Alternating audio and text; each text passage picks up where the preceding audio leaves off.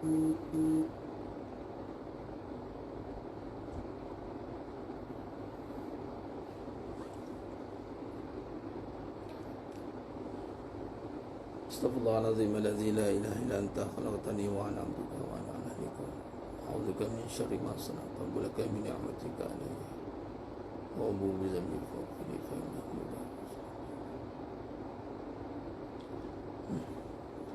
Assalamualaikum warahmatullahi wabarakatuh.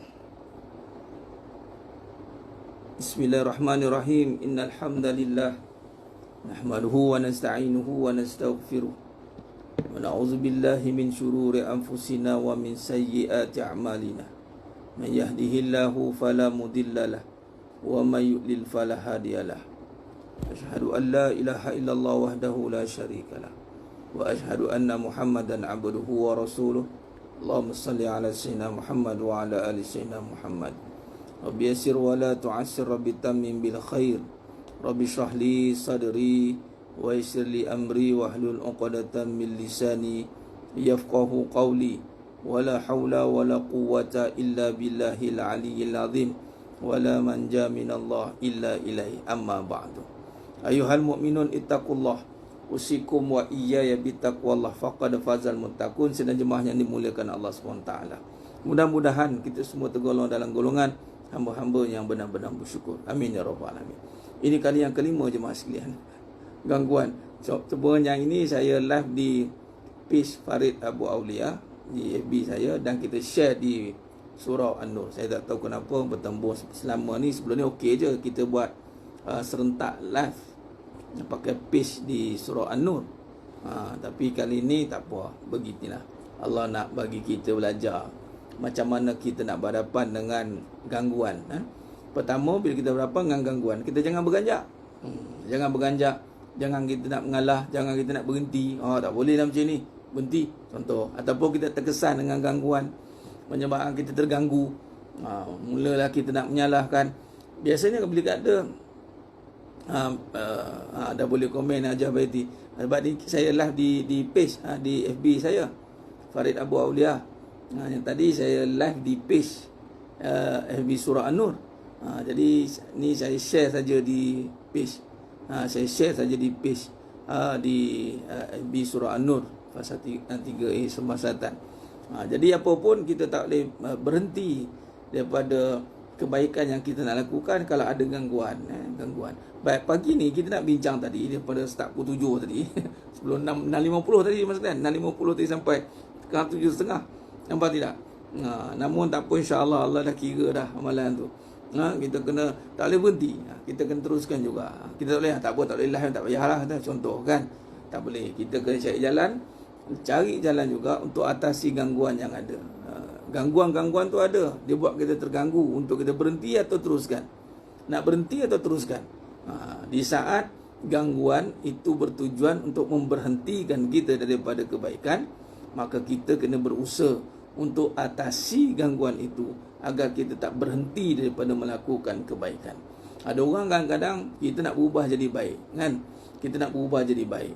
Ada orang nak cuba berhentikan kita berubah jadi baik dengan membuka perbahasan-perbahasan kita yang dulu. Sebagai contoh, ada kejahatan kita dulu mungkinlah, ialah kita bukan tiba-tiba baik, kan? Kita belajar nak jadi baik, kan? Kemudian dibukakan itu atas sebab ketidakpuasan yang berlaku. Dia cuba untuk berhentikan kita daripada melakukan kebaikan, walhal salah begitu.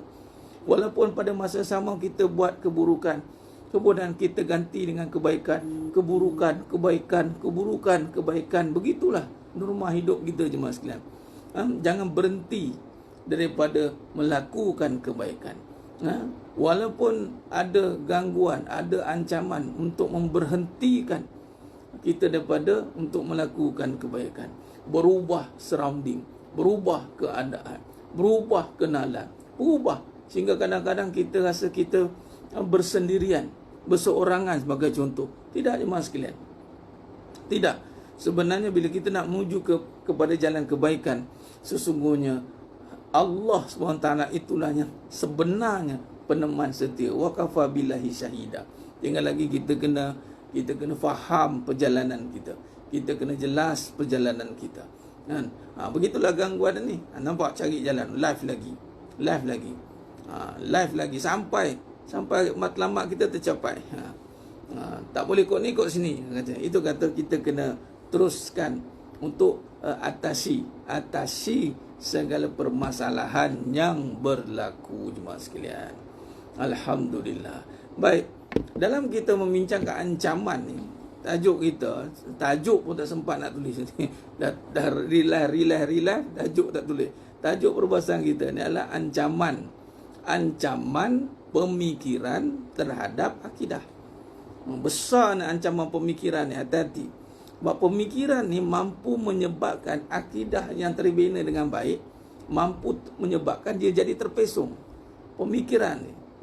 Sebagai contoh kita lihat kepada kehidupan. Hati ni Allah dah bagi kasih sayang. Hati Allah dah tiupkan kasih sayang. Hati Allah dah bagi kasih sayang. Kemudian kerana ada perasaan keburuk menyebabkan sayang yang Allah telah tiupkan itu dalam hati kita ni. Katalah suami isteri, Allah tiupkan waja'alna, Allah jadikan mawaddatan warahmah bainahum, mawaddatan warahmah, waja'alna bainahum mawaddatan warahmah. Allah dah jadikan di antara kamu kedua mawaddah warahmah. Tetapi kenapa boleh berubah? Kenapa boleh berubah kasih sayang itu? Sebenarnya bukan berubah. Allah kata dalam surah Ar-Rum ayat 30, fitrah itu tak berubah, kasih sayang itu tidak berubah, tetapi ianya terancam. Ada ancaman yang mengganggu fitrah yang baik, suci itu, akidah yang bersih itu terganggu disebabkan oleh gangguan-gangguan yang mampu mempengaruhi fitrah itu. Bahkan Nabi kata, anak itu dilahirkan fitrah suci, kemudian mak ayah dialah yang mencorakkan Yahudi atau Nasara. Dialah mak yang mencorakkan. Bermaksud asalnya cinta kasih itu suci, mas sekalian. Namun kerana ancaman yang berlaku dan kita tak sedar apakah bentuk ancaman itu, kita tak tahu bagaimana rupa bentuk ancaman itu, menyebabkan perlahan-lahan yang suci, yang bersih itu dikotori. Sebab tu kita kena ada sentiasa duduk di dalam muzakarah, duduk di dalam majlis ilmu. Sebab nak mensucikan, membersihkan, ia mesti dengan perbahasan, dengan ilmu. Ilmu ni akan memberikan kita faham. Apatah lagi ilmu yang membawa kepada perbahasan yang menjurus kepada akidah. Sebab tu penting. Dan begitulah kita asal. Yang mana kalau kita rujuk dalam surah Al-A'raf 176, tak silap saya 176 Al-A'raf. Yang mana alastu bi rabbikum qalu bala syahidna. Kita semua manusia ni telah Allah ambil penyaksian tentang bagaimana nak mengesahkan Allah Ta'ala. Namun apabila Allah taklifkan kita bertanggungjawabkan manusia itu, Allah bagi akal, Allah bagi pemikiran, bagi kehidupan, akhirnya berlaku. Di sinilah ujian. Allah uji kita untuk melihat bagaimana siapa yang ayyukum ahsanu amala, siapa yang terbaik amalannya. Terbaik amalan itu adalah dengan bagaimana kita mengesahkan Allah. Itu nombor satu amalan yang utama. Amalan yang utama itulah untuk mengesahkan Allah Subhanahu Wa Taala. La tusyrik billah, tidak mensyirikkan Allah Subhanahu Wa Taala. Itu bermulanya bagaimana kita nak menjaga kehidupan kita, pemikiran kita. Baik, maka di sini ada ancaman. Pertama kita sedang bincangkan adalah antara ancaman pemikiran yang menyebabkan Islam yang bermula, yang telah sedia suci bersih ni terganggu, disebabkan oleh corak pemikiran yang terancam dengan Islam liberal. Ini salah satu. Ini banyak ni. Islam plural, sekular. Lepas tu kita cerita banyak ancaman-ancaman pemikiran. Ajaran-ajaran bahasa mudah, ajaran sesat lah. Ajaran sesat, pemikiran sesat yang menyebabkan Islam yang bermula tu elok, tiba boleh berubah. Ini boleh rosak. Ini kita kena hati-hati. Maka di sini antara perkara yang berlaku, yang berlaku yang dikategorikan sebagai Islam liberal, iaitu kebebasan di dalam Islam. Ciri pertama dia apa dia? Manhaj, dipanggil manhaj Islam liberal. Dia mengakui Islam tu benar. Dia kata Islam tu benar. Ini orang Islam ni. orang Islam ni jemaah sekalian. Tapi dia terkesan dengan corak pemikiran yang liberal. Dia kata apa? Islam adalah agama yang benar. Namun pada waktu yang sama, aliran Islam liberal berpendapat semua agama selain Islam juga adalah benar. Bermaksud dia tak boleh nak buat klaim. Dia kata setiap agama yang mendakwa agamanya sahajalah yang betul. Maksud mana-mana agama, dia kata mana-mana agama ni, mana-mana agama yang klaim yang dia sahaja yang betul, maka agama tu salah. Termasuklah Islam. Islam klaim Islam ni agama yang benar. Memang kita saja yang benar. Sebab Allah kata inna dina indallahil Islam. Jadi kita buat klaim lah agama Islam saja yang benar. Mereka beranggapan mana-mana agama yang buat klaim bahawa dia saja yang benar, maka itu agama yang salah. Tak keharu tu kan.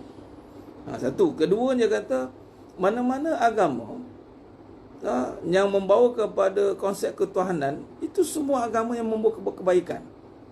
Semua agama benar, kata. Itu relatif. Tinggal cara saja yang berbeza.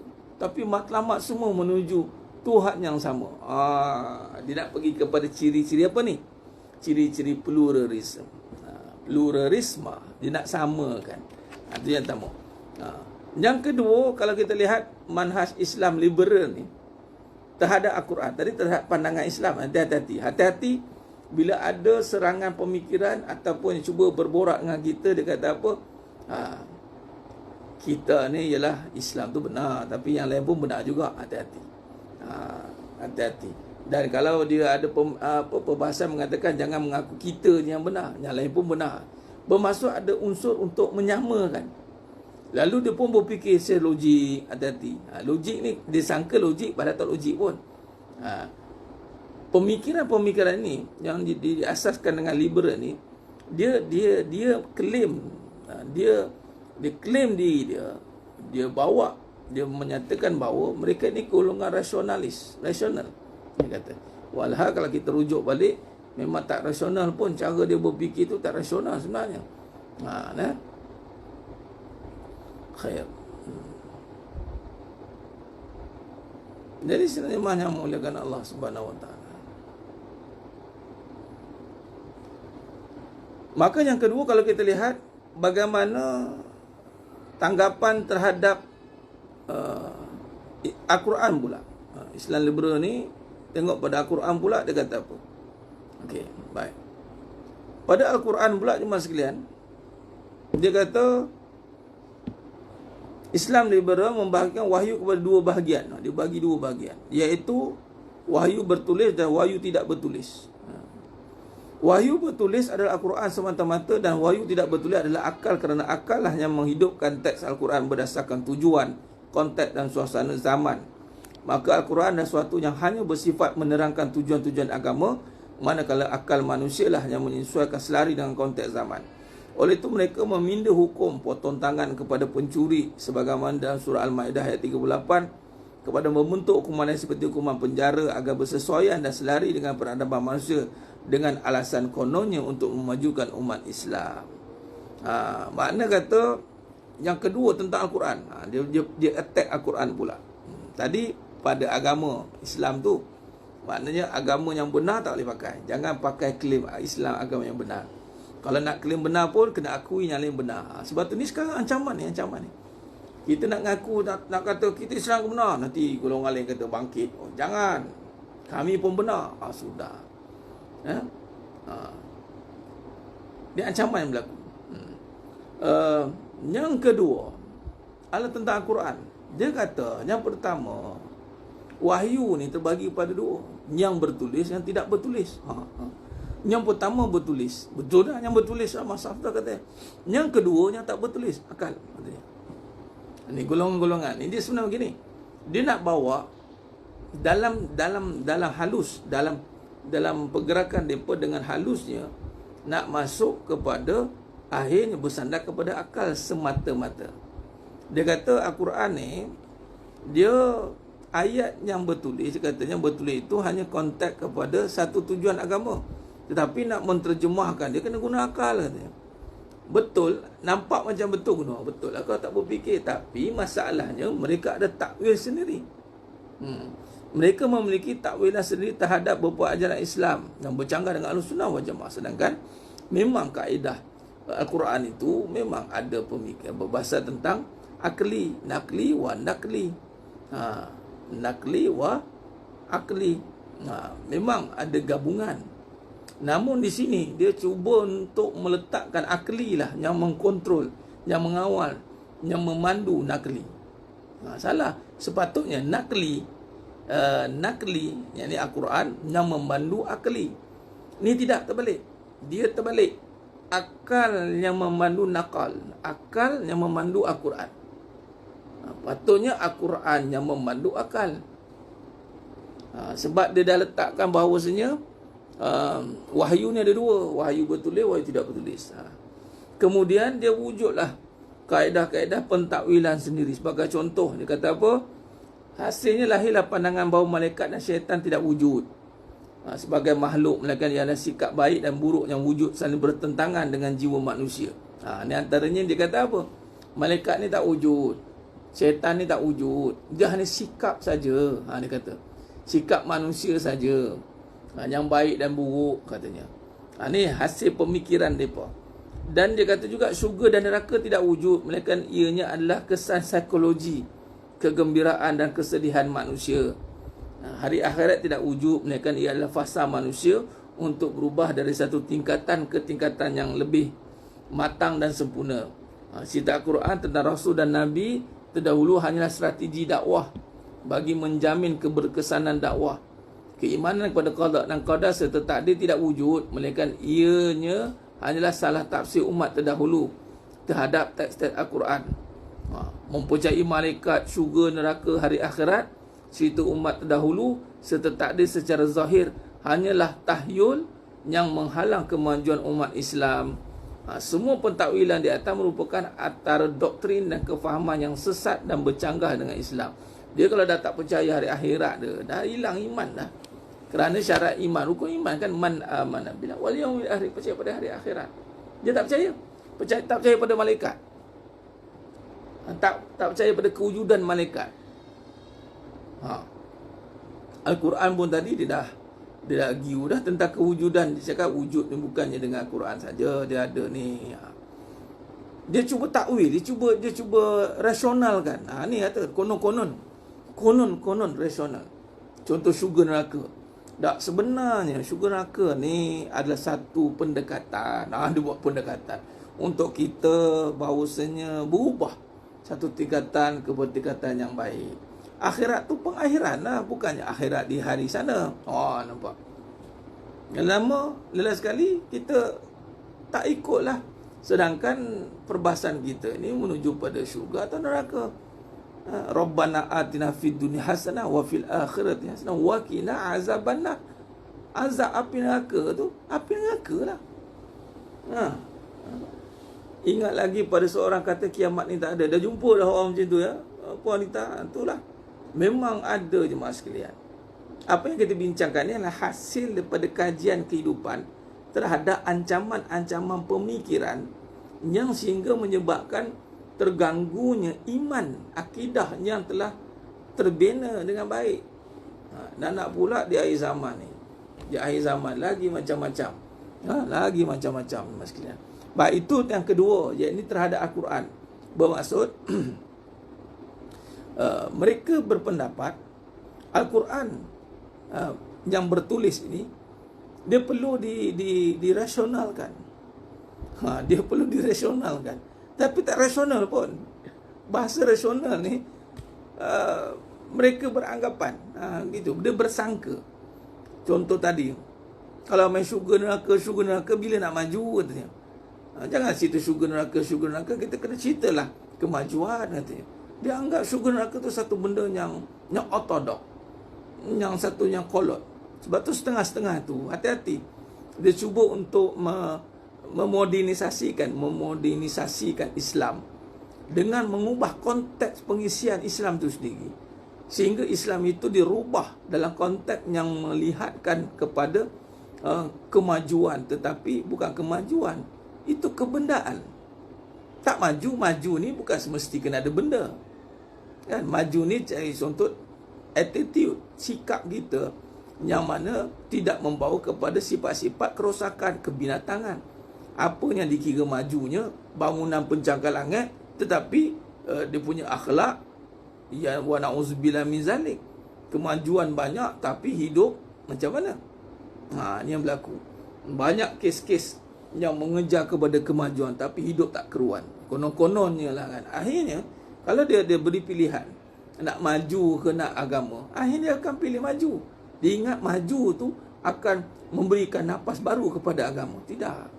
Sebenarnya agama lah yang memajukan kita. Sebab agama mengajar kita berfikir terus ke depan. Malah ke depan bukan sekadar berhenti kat dunia. Kita disuruh untuk berfikir tentang kesan di akhirat sana. Walhal akhirat inilah yang mendidik kita untuk jadi profesional. Sebab kita tak nak kerja hengki-pengki. Kita tak nak kerja yang habis kat sini. Sebab setiap pekerjaan, perbuatan yang kita lakukan, akhirnya kita berfikir bahawa ni nanti kena tanya ni. Semua benda akan ditanya. Bila semua benda akan ditanya, maka kita akan buat dengan serius. Sebab yang akan tanya adalah pencipta kita. Dan semua perkara yang kita lakukan nampak, dilihat, direkod, dirakam, dan akan ditayangkan sebaik semula dengan sempurna. Tak ada yang tertinggal. Jadi kalau kita yakin dengan perkara itu, adakah kita nak main-main dengan hidup kita? Tidak, jemaah sekalian. Orang yang tidak yakin dengan kewujudan hari pembalasan, hari kebangkitan, yang tak yakin dengan bahawa hidupnya sedang diperhatikan oleh yang maha mencipta, maka dia akan buat kerja sambil lewa. Dia akan mula menyelinap. Dia akan mula, orang kata apa, ada hidden agenda. Dia tak tahu, Allah tahu kan. Cuba kalau kita yakin yang Allah tahu niat kita, perbuatan kita, walaupun orang lain tak tahu. Jadi kita takkan berani buat belakang-belakang. Tak berani cakap belakang-belakang. Sebab apa? Allah dengar. Sebenarnya sifat akhirat itu sendiri menyelamatkan kita daripada sifat talam dua muka, two face. Depan baik, belakang buruk. Kita akan terselamat daripada sifat itu. Mereka yang liberal ini cuba untuk membelakangkan perbahasan akhirat, mengatakan kolot, walhal mereka nanti yang akan kolot. Sebab membelakangkan perbahasan tentang akhirat menyebabkan dia akan ada satu perangai yang tidak bertamadun nanti. Dia ada satu sifat kerakusan. Dia rakus. Siapa yang memantau dia? Siapa yang mantau dia? Tak ada. Bila tak ada siapa mantau, hidup tak ada pemantauan, apa yang berlaku jemaah sekalian? Kerosakan lah. Bila tak ada pemantauan, berlakulah kerosakan. Ini yang berlaku jemaah sekalian. Kan? Batunya kita kena dalami. Bagusnya ada pemantauan. Bagusnya ada perkara-perkara yang membawa kita perbincangan akhirat. Baik. Seterusnya jemaah sekalian. Seterusnya, manhaj Islam liberal terhadap Nabi. Tadi apa? Yang pertama tentang Islam, pandangan dia tentang agama Islam. Yang kedua, pandangan dia tentang Al-Quran. Yang ketiga, pandangan tentang Nabi. Baik. Mereka beranggapan bahawa sifat nubuah yang dimiliki oleh Rasulullah hanyalah kemampuan seseorang, kemampuan seorang manusia biasa untuk memimpin manusia yang lain. Oleh itu, sesiapa saja yang boleh memimpin, boleh mengambil alih sifat nubuah, seumpama Rasulullah SAW dalam memimpin manusia ke arah baik. Dia kata sifat nubuah Nabi ni, antaranya sifat sidik, amanah, fatonah, tabligh, dan sifat khusus Nabi ni, dia ada ciri kepimpinan. Ciri kepimpinan. Dia kata, dan kepimpinan ni boleh ada pada siapa-siapa. Dan sebab itu jemaah sekalian, tidak heran golongan-golongan begini lain sekali klaim dia lah Nabi. Dia nak mengaku sebenarnya dia nak juga jadi Nabi katanya. Peribadi Rasulullah SAW hanyalah sebagai manusia biasa yang tidak lebih dari itu. Cara dia meletakkan manusia biasa dan dia menyamakan pun dah salah dah. Memang contoh, ia manusia biasa tapi bukan biasa-biasa. Itu tagline dia. Nabi SAW manusia biasa tapi Nabi bukan biasa-biasa. Nabi luar biasa. Biasanya Nabi itu, tetapi biasa kepada membawa luar biasa. Oleh itu kita dapati mereka sering mengkritik Rasulullah SAW dan menuduh dengan pelbagai tuduhan. Sebab itu mereka berani menuduh, antaranya tentang Nabi kuat seks, na'udzubillah min zalik. Ini kenyataan ni memang mereka kata. Dan memiliki banyak perempuan simpanan. Ni kata. Sebab itu pemikiran yang memandang negatif kepada syariat Islam, sebagai contoh ta'adud poligami. Ini daripada doktrin pemikiran Islam liberal sebenarnya. Dia kata apa? Bila kita dia melihat manusia biasa, Nabi manusia biasa. Bila Nabi bersyariat dengan syariat ta'adud poligami, maka dia kritik Nabi lah. Sebab itu bermulanya kritikan terhadap syariat ini. Apabila kita setengah-setengah itu, Islam liberal ini ada berani mengkritik Nabi, walaupun Nabi itu maksum. Sunnah baginda hanya relevan pada masyarakat Arab zaman baginda, yang tidak sesuai untuk dipraktikkan pada zaman ni. Dia kata sunnah tu sunnah Nabi tak sesuai zaman sekarang, tak boleh. Antaranya contoh berjanggut. Dia tengok berjanggut, dia kata militan lah, apalah. Bersugi sebagai contoh.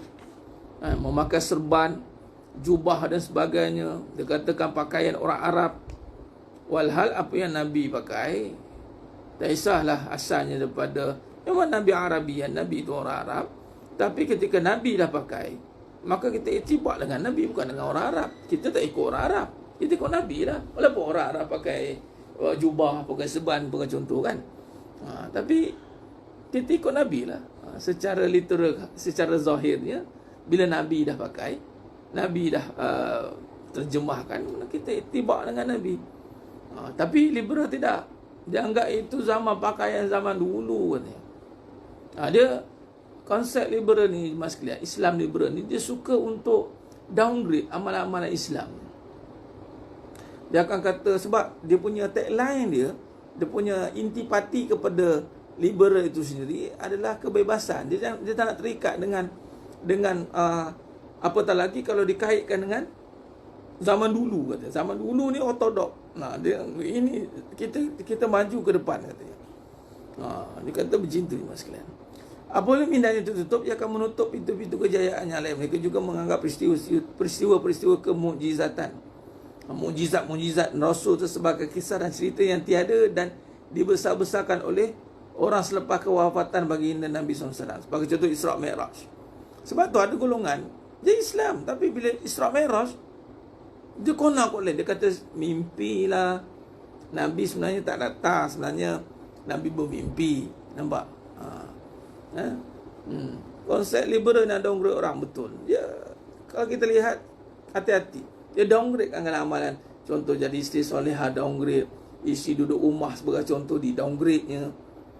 Downgrade. Padahal isteri itu sebaik-baik. Nabi kata, dan Allah berkata sebaik-baik tempat di rumah. Kalau nak keluar tu kena ada sebab. Sebab, orang kata apa? Sebab-sebabnya khas. Jadi sebenarnya mulakan Allah Subhanahu Wa Taala. Itulah dia puan roh. Dia cuba nak rasionalkan benda tu. Walhal ia apabila sudah menjadi syariat, membawa kepada yang mana apa saja yang menjaga kemuliaan wanita.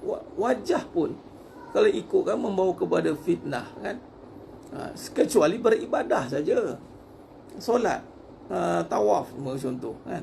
Dia pun guna dalil tu. Tawaf buka. Memanglah. Bila berhadapan dengan Allah je orang tak terganggu nafsu. Jangan. Walaupun muka ni tidak aurat, tapi dia muka wanita tidak aurat tapi ada syahwat. Wanita ni sifat dia penuh dengan syahwat, hubus syahwat. Ujung rambut, ujung kaki. Silap lagi pula yang bertutup pun orang menengok macam mana rupa dia? Ini mesti cantik ni. Macam mana rupa? Lagi tutup, lagi orang nak selak. Macam mana? Yang menyelak yang tak bertutup lantuk. Itu orang kata begini. Dah ada, kita layan je lah. Yang bertutup tu pula lagi orang nak. Macam mana ya? Bayang. Syahwat. Apa saja nak menjaga syahwat, nak memelihara daripada tu, itu semua syiar Islam. Janganlah kita nak kolot dengan dia. Kita dia menyangka, alah takkan tengok muka dia bersyahwat, kamu kata. Kamu bukan cipta manusia. Allah yang cipta manusia. Ketika Allah kata manusia ni, terutama terutama wanita, dihiasi wanita itu dengan syahwat. Syahwat ni benda yang boleh naikkan gairah. Hati-hati. Begitu juga dengan lelaki, sama lah muka. Pada muka lah akan timbulnya dari mata turun ke hati. Takkan orang tengok kaki pula. Orang tengok kaki kan, tak jadi, orang tengok muka lah. Jadi syahwat memanglah bukan aurat, tapi tetap syahwat. Syahwat tu jagalah. Tutup lah. Boleh tutup, tutup. Masalah. Walaupun tidak wajib. Baik. Yang seterusnya,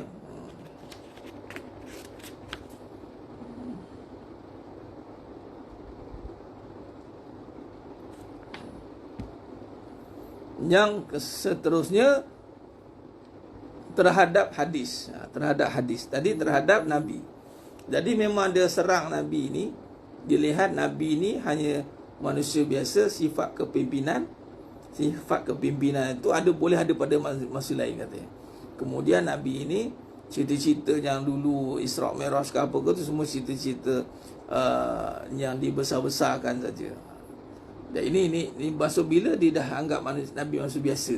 Jadi apa yang berlaku tu boleh dipertikai, kerana itu asas dia kat situ. Asas dia kat situ. Baik.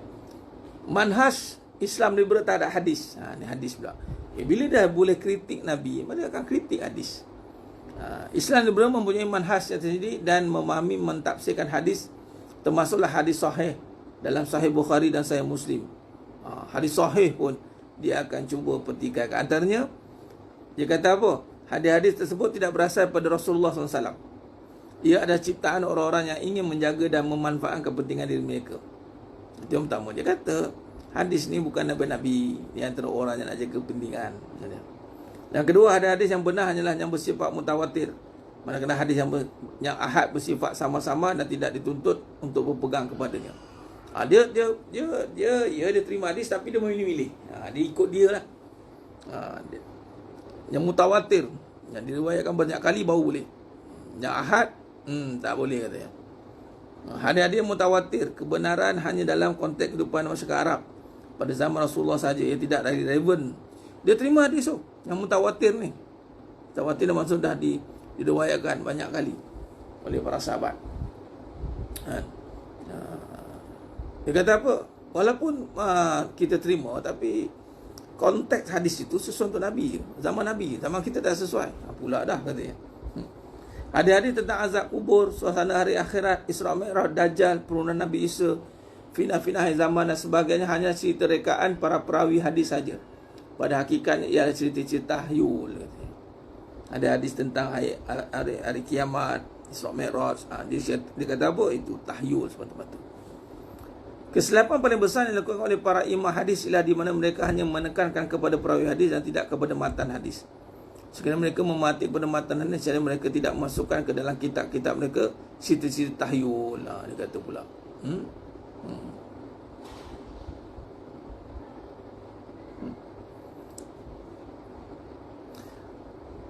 Kau muda lagi tak apalah, dah berumur ni orang tak mau tengok. Itu kata Puan Anis kan. Kita ni bukan cerita manusia. Siapa kata tengok berumur dah tak ada apa? Kita yang kata macam itu. Jangan. Sebab kita ni kena faham, kita bukan mencipta manusia. Kalau Allah yang mencipta manusia, Allah ikut je lah. Jangan kata dah tua tak ada apa-apa lah. Kalau tak ada apa-apa, tak ada lah. Okey, ni ayat ni nak menjawab ni. Allah jadikan ada golongan wanita-wanita telah berusia diperkosa. Nak cakap apa? Oleh orang muda. Tak adalah yang memperkosa tu orang berusia juga. Orang muda. Dia macam ni. Orang berusia lelaki, dia perkosa lah orang muda perempuan. Jarang dia perkosa orang berusia pula. Tapi wanita berusia boleh diperkosa oleh orang muda, lelaki. Kenapa Ustaz orang lelaki muda tak ada cari yang muda Ustaz? Dia begini. Kita tolak. Tapi kalau dia tak faham agama Islam, tak ada iman ni, ingat dia ada nafsu. Nafsu tak kira tu muda. Kalau lah lelaki itu muda dan dia bernafsu, Dia tak kira tu muda. Dia belasah je, itu bahasa mudah. Dia terbaliklah. Yang berusia lelaki, dia akan mengerjakan yang muda wanita. Sebab tu kadang-kadang ada bayi. Bayi pun ada. Dengar, buka cerita-cerita yang dia panggil songsang ni. Na'udzubillah min zalik. Ya, budak-budak, kanak-kanak umur 12 tahun, bawah 12 tahun kena perkosa. Allahu Akbar. Kadang sampai meninggal pun ada kawan tu dia kerja kan. Jangan apa. Dia terbalik dia tak kira. Ingat, wanita berusia ancaman lelaki muda. Wanita muda ancaman lelaki berusia. Ni kerana bernafsu ni. Sebab tu Allah yang kata. Jadi jangan ambil mudah lah. Nafsu tak kira. Nafsu ni tak kira tu muda dan dia berlaki lah. Laki. Sebab dia akan tengok wanita kan. Laki yang tengok wanita.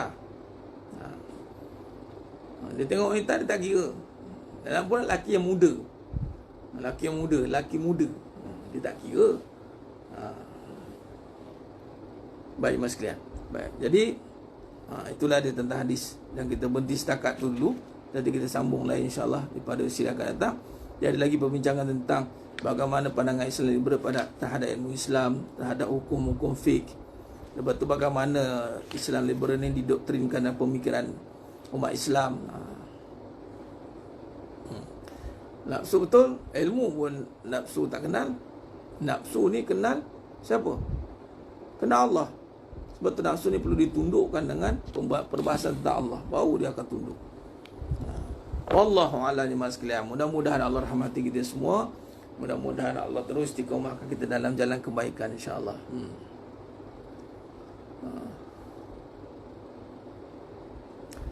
Umur 80 tahun pun boleh melahirkan lagi. Itu kuasa Allah kan. Kalau sebab tu jangan kita gatai mulut kata dah tua dah tak ada, ataupun kalau boleh lahir sebab pandai jaga dah. Ini sebab Allah bagi. Hidup mati lahir ni semua kekuasaan Allah. Jadi tak usah kita nisbah kepada diri atau bahasa mudah perasan lah. Jangan perasan diri muda lah, perasan. Sebenarnya kita semua dikuasai oleh kekuasaan, di bawah takluk kekuasaan Allah. Itu kena fahamnya, itu selesai lah. Wallahu alam. Jadi insyaAllah itu saja. Mudah-mudahan Allah rahmati kita semua. Allah terus istiqomahkan kita dalam pengajian. Hari Jumaat ni banyakkan selawat dan salam kata juga mulia Nabi Muhammad SAW. Dan insyaAllah ambil peluang di hari Jumaat ni, penghujung hari yakni ba'da asar, selepas asar dan sebelum maghrib, waktu mustajab doa, ambil peluang insyaAllah. Doakan mudah-mudahan Allah selamatkan saudara kita di Palestin, di Gaza. Allah bebaskan cengkaman Baitul Maqdis, di bawah cengkaman Zionis itu. Dan Allah bantu kita untuk terus istiqamah iman di akhir zaman insya-Allah. Wallahu alam. Aku qouli hadza wa astaghfirullah azim li wa lakum. Wa bil taufiq wal hidayah. Wassalamualaikum warahmatullahi wabarakatuh. Tangguh dengan tasbih kafarah dan surat Mas. Subhanakallahumma wa bihamdik, asyhadu an la ilaha illa anta astaghfiruka wa atubu. Bismillahirrahmanirrahim. Wal 'asr. Innal insana fi khusr illa alladhina amanu wa amilus solihati wa tawassaw bil haqq wa tawassaw bis sabr. Wallahu alam bisawab. Takbir. Allahu akbar.